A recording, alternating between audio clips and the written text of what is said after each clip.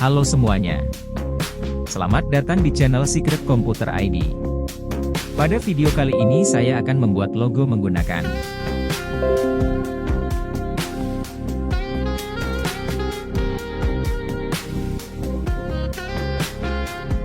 Jika Anda menggunakan Canva di browser, caranya sama saja.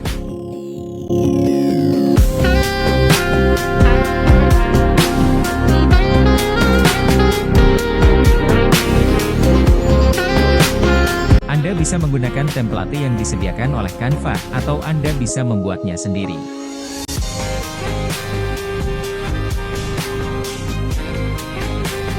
Anda bisa mencari template dengan mengetikkan keyword logo.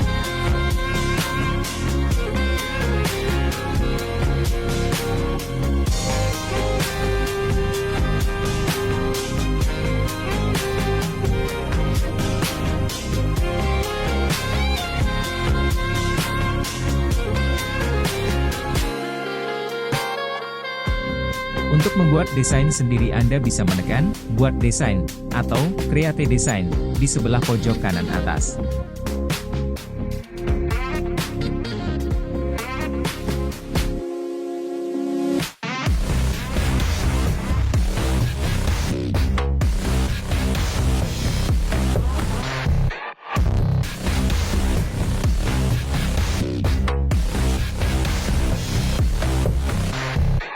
Sebagai contoh, saya akan membuat logo produk pizza. Pertama, ambil grafis lingkaran.